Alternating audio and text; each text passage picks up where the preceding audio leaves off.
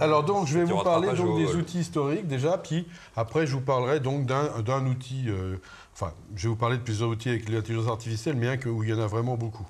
Alors les outils historiques qu'on utilise quand même toujours, c'est les outils géométriques.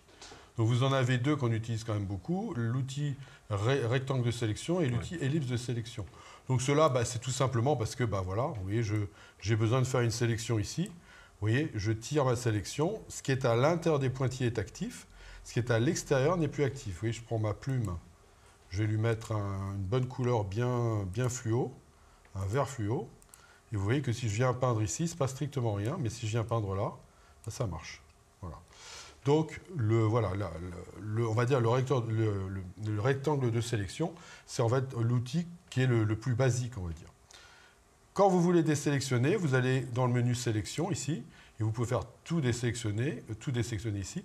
Et c'est les pommes D, donc CTRL D pour les PC, qu'on utilise d'une manière générale. Alors commande D pour ceux qui ont moins de 50 ans. Ouais, commande D aussi, ouais. Et puis peut-être, ouais. Et intervertir la sélection veut permettre ici de passer, bah, tout ce qui n'était pas sélectionné devient sélectionné et vice-versa. Bon. Donc ça, c'est facile. L'ellipse de sélection, par exemple, bah, c'est l'élément qui se trouve ici.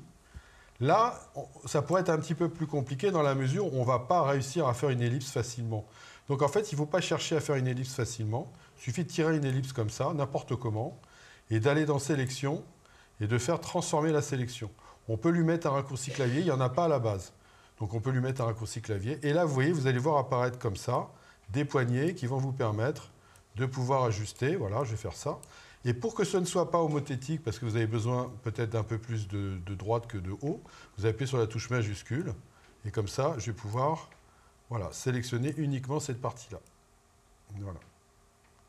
Voilà, et là, vous voyez, j'ai ma sélection. Je valide en double-cliquant. Je me suis emmerdé à essayer de sortir une ellipse correcte. Bah ouais. Bah, en fait, on peut tirer dans tous les coins, quoi.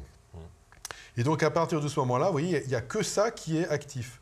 Donc, si maintenant, je lui dis que j'aimerais bien me faire un petit réglage là-dessus, je vais prendre un petit niveau, par exemple, bah, vous allez voir apparaître mon niveau dans ma palette de calque, avec à côté un masque. Regardez le masque, il correspond absolument bien à la sélection que j'ai faite. Ce qui est blanc va produire un effet, ce qui est noir ne va pas produire d'effet. L'intérêt aussi, c'est que, regardez, je vais bouger ça. Voilà, je vais donc pouvoir assombrir, éclaircir éventuellement ça.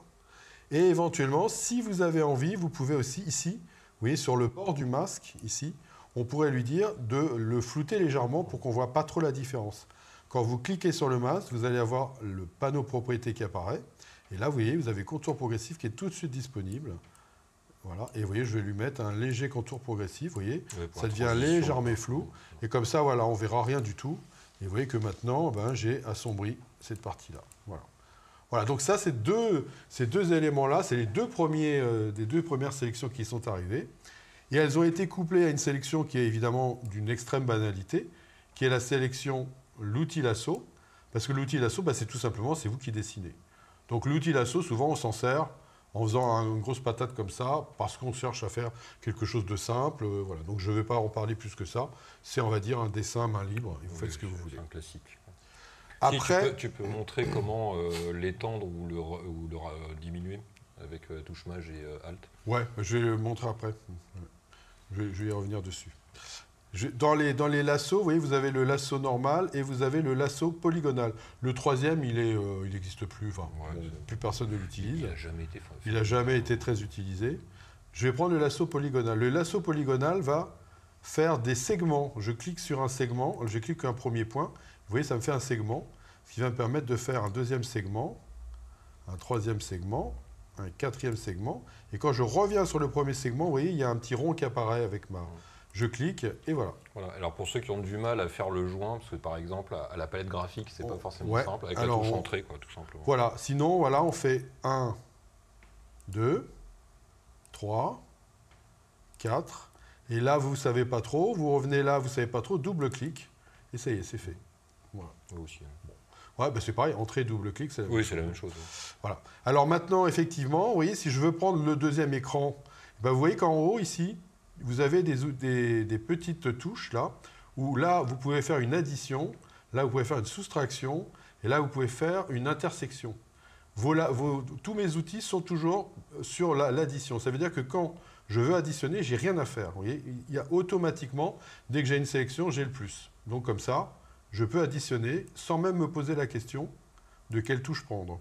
Regardez, hop, hop, double-clic. Ah, là, il y avait un petit truc. Alors, bah tiens, très bien. Plus, voilà, je reviens ici. Je descends jusque-là. Je remonte, double-clic, et voilà. Et j'ai additionné encore une fois. Et j'ai mes deux écrans maintenant qui sont sélectionnés. Par contre, si vous voulez soustraire, alors c'est là que ça sera la touche Option Alt, Option pour les Mac, Alt pour les PC. Vous voyez, il y a un petit moins qui apparaît. Et là, effectivement, je pourrais, si je sélectionne par-dessus, là, voilà, je peux sélectionner à l'extérieur et revenir ici. Et bien, ça va m'enlever la sélection que j'ai fait là. Voilà. Voilà, donc si vous n'avez pas envie d'utiliser ces touches-là, à ce moment-là, plutôt que d'avoir le plus, vous appuyez sur la touche majuscule et ça vous ajoutera une sélection à une autre. Vous voyez, si je me mets sur ça, j'ai rien. Si j'appuie sur majuscule, il y a le petit plus qui apparaît. Mais comme quand vous cliquez sur un bouton, sur un outil, ça reste, puisque le dernier réglage reste, bah, il suffit de le mettre sur tous vos outils. Vous voyez, regardez ici, je vais le mettre ici. Là, il y est déjà. Et puis tous ces outils-là, ils y sont. Ok, maintenant je vais vous parler des outils qui sont arrivés un tout petit peu plus tard, mais je parle d'il y a 30 ans. Hein. C'était l'outil de baguette magique. L'outil de baguette magique, pendant très longtemps, bah ouais, elle n'était même pas née, je pense, non. Oui, voilà, exactement. Ouais. Baguette magique. La baguette magique a souvent été quelque chose qui a été le top de la sélection automatique. C'est qu'on pouvait lui mettre une tolérance et on pouvait lui dire, bah, si je clique sur un bleu, il va me prendre 32 bleus, donc 16 bleus plus clairs et 16 bleus plus foncés, vous voyez, à condition que j'ai les pixels contigus, parce que sinon il va me prendre les bleus dans toute l'image. Alors là, bah, si je clique ici, vous voyez, il va me prendre les bleus. Mais vous voyez qu'il n'arrive même pas à me prendre tous les bleus, là. Pourtant, là, c'est pas dur, hein, vous voyez. Donc ici, je vais revoir un deuxième clic parce que j'ai le plus, voilà. Et là, vous pouvez remarquer que comme j'ai les pixels contigus, il ne m'a pas pris les bleus qui sont à l'intérieur du clocher. Si j'annule et que j'enlève et que je décoche les pixels contigus, je clique là et vous voyez qu'il me prend tous les bleus. Là, je vais le faire en 2 fois, mais il va me prendre les bleus là et les bleus là. Donc finalement, est-ce que c'est une bonne idée? Non, je ne crois pas. Il faudrait peut-être mieux mettre les pixels contigus, cliquer là, et ça suffira. Vous voyez, là, j'aurai ma sélection en 3 coups.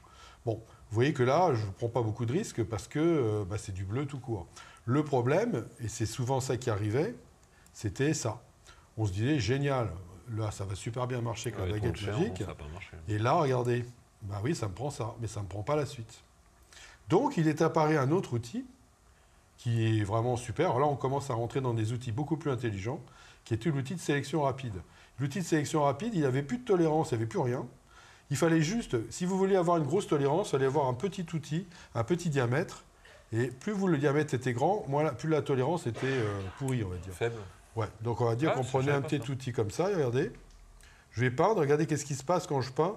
Il prend tout ce sur quoi je peins. Vous voyez, et hop, en très très peu de temps, je vais pouvoir avoir toute ma porte ici.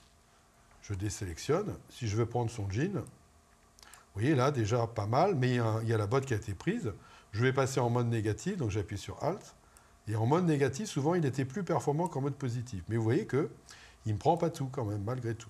Donc, c'est là que ça a commencé à se gâter. Bon, maintenant, je rajoute le deuxième jean et on y arrivait assez facilement. Oui, comparé au lasso libre, c'était déjà beaucoup. Donc là, ça a été une énorme innovation. Cet outil, au début, était très peu performant. Ils l'ont amélioré, ils l'ont amélioré, ils l'ont amélioré. Et puis, à un moment donné, ils sont arrivés aux outils qui commencent à être vraiment géniaux. C'est l'outil qui est là et qui s'appelle l'outil de sélection d'objets.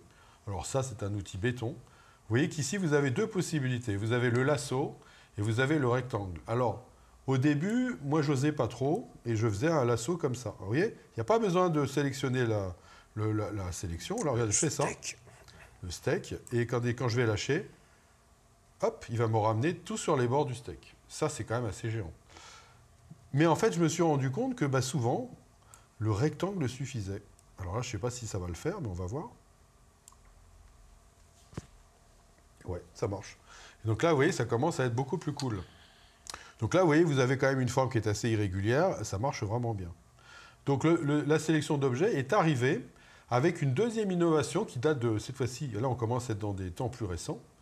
où on a le Finder d'objets. Alors là, je clique sur le Finder d'objets. Vous allez voir, ça va mouliner ici.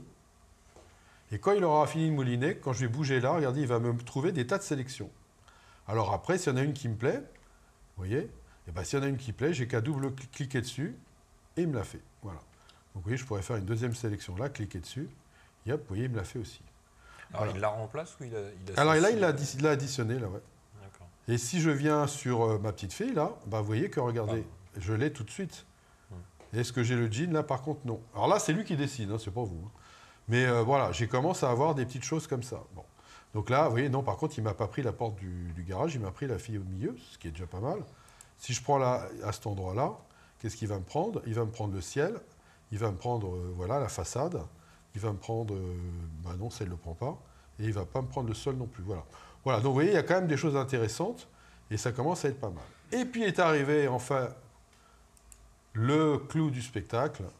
Et bien ça, alors là, vous voyez déjà, quand je fais la sélection avec le Finder, regardez comme c'est nickel. Tu essayes de faire des vues avec des chats, c'est tellement vulgaire. Ah, c'est pas un chat. T'es un lynx. Attention. Ouais, ça va, hein, ça reste la même famille, quoi. Ah ouais, c'est un félin. C'est un gros chat, quoi. C'est le cousin, ouais. Mais là où c'est géant, c'est là. Vous allez dans sélection et vous faites sujet. Et là, vous allez voir que, voilà, il me fait une sélection béton. Vous voyez, et si je regarde, je vais lui mettre un masque. Voilà, et que je vous montre le masque. Vous voyez, regardez, il y a les poils. Donc, vous voyez, on commence à avoir un niveau de sophistication qui commence à être plutôt fort. Alors, il l'améliore. Hein. Je suis sûr qu'ils feront mieux encore, mais ça commence à être fort. Là, ça commence à devenir très intéressant. À savoir, alors je vais annuler ce que j'ai fait, à savoir que quand vous travaillez donc sur la sélection, vous pouvez venir aussi dans ces outils-là, et dans ce cas-là, vous allez trouver le bouton « Sélectionner un sujet » là. Voilà. Mais c'est surtout ce qui est intéressant là, c'est la petite flèche qui est là, qui va vous dire sur quoi vous voulez travailler. Vous voulez que la sélection se calcule sur votre appareil, ou est-ce que vous voulez qu'elle se calcule dans le cloud? Alors évidemment, si vous voulez qu'elle se calcule dans le cloud, il faut quand même avoir une bonne bande passante, mais le résultat dans le cloud est 15 fois, il est vraiment mieux, pas 15, mais il est mieux que la sélection sur appareil. Oui, alors là, ici, je pense pas. Par exemple, on pourrait voir peut-être la différence sur les poils. Ouais, je l'avais déjà montré un truc, mais ouais, là, je pense, on va voir, on va le faire sur l'appareil ici. Voilà, on va voir, je vais me remettre un masque pour qu'on ait un peu une idée. Ouais, vous voyez que c'est quand même nettement plus découpé. Là. Ouais, c'est moins propre sur la partie. Voilà, regardez. Ah oui, là, ça se voit vachement. Là. Ouais.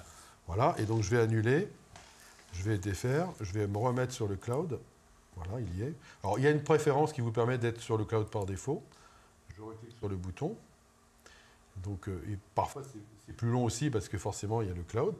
Mais vous voyez que là, je vais quand même avoir mes poils. Voilà. Donc, vous voyez qu'on voit bien la différence. Voilà. Bon. Donc ça, pareil, c'est amené à s'améliorer constamment, mais c'est pas mal. Alors, il y a une autre sélection du même type qui est pour les ciels. Bon, ça me paraît, voilà, c'est l'inverse. Enfin, bon, c'est moins intéressant. Mais vous voyez que cette sélection-là est vraiment super. Je m'insurge. C'est intéressant pour ceux qui sont amenés à faire des photos en archi, notamment en combiné avec le remplacement du ciel, justement. Ouais. Ça m'est arrivé là, il y a quelques jours. J'avais une commande, la météo était dégueulasse. D'accord. Et en fait, j'ai préparé en post-prod dans Capture One une image un petit peu plus claire et chaude que ce que j'avais réellement. Et j'ai tout passé dans Photoshop en remplacement de ciel derrière. Et voilà. Alors voilà, justement. Ça, absolument, mais je pourrais vous montrer. Alors je vous montre le remplacement de ciel. Voilà, il se trouve ici, le remplacement de ciel, là. Et donc le remplacement de ciel, il vous fait la sélection automatiquement. Ouais. Donc il n'y a pas besoin de la faire. Ici, dans sélection, vous avez le ciel aussi ici. Voilà, donc effectivement, je n'ai pas d'image là, mais je pense que si je vais aller chercher une autre image, attendez, je vais vous trouver une image de ciel, certainement. Donc on va remonter d'un cran. Oui, comme ça tu peux densifier sur des paysages. Voilà, par exemple là, vous voyez, ça, bon, je vais prendre cette image-là. Ça, on va s'en servir tout à l'heure. Donc si je fais une sélection et que je fais le ciel. Ah, puis donc, tu nous fais une jolie petite courbinette là-dessus. Et... Voilà, vous voyez qu'il a quand même bien pris même l'intérieur. Alors ça, vous voyez, les progrès, ils se mesurent à ça. C'est qu'il y a un an, on n'avait pas l'intérieur du bras ici. Voilà. Et en un an, bah maintenant, ça y est, automatiquement, il vous trouve l'intérieur. Voilà. Fais une courbe un peu. Ouais, alors là, vous voyez, je vais avoir une courbe alors. Ouais, tu densifies un peu le ciel avec une petite courbe, allez hop, voilà. Voilà, donc là, j'éclaircis et là, j'assombris. Ah, ça marche. Et vous voyez que, on voit bien que c'est que sur le ciel, quoi. Voilà, donc là, vous voyez, si je regarde mon masque, vous voyez que j'ai quand même quelque chose qui est, vous voyez, il y a du gris. C'est pas complètement noir à certains endroits, ce qui fait que ça va se fondre un peu. Ça fait une transition qui est jolie. Et ça, c'est vraiment l'intelligence artificielle qui le génère, ça. Donc là, il y a quand même vraiment des choses vraiment super intéressantes. Voilà. Alors ça, c'est les outils de sélection de Photoshop. La prochaine fois, je vous montrerai que là-dessus, c'est ajouté, mais je ne vais pas le faire là, parce que ça fait un peu beaucoup, que c'est rajouté après les outils de sélection de caméra RAW qui se viennent en plus se rajouter et qui ne sont pas les mêmes et qui sont aussi très évolués, peut-être même plus, et qui correspondent à ce que tu nous avais montré la semaine dernière dans Capture One, tout ça. Ils se tiennent évidemment, quand il y en a un qui font un truc et les autres se font. Tiens, j'en profiterai tout à l'heure, je te montrerai justement le détourage sur les cheveux. Ouais, voilà. Non, mais là, alors ça, c'est ça qui est vraiment hyper intéressant, c'est que il y a de plus en plus d'assistance. Alors évidemment, il y a peut-être y avoir un moment donné, il n'y aura peut-être plus besoin du retoucheur, mais bon, pour l'instant, on n'en est pas encore là. Hein, ça va, il y a encore un peu de temps. Je ne suis pas sûr parce qu'il y a quand même, tu as un outil, mais bon, il faut quand même avoir une idée, un savoir-faire et l'emmener, quoi. Donc, bien sûr, mais quand même, hein, je me trouve que voilà. Donc ça, c'était pour la partie initiation.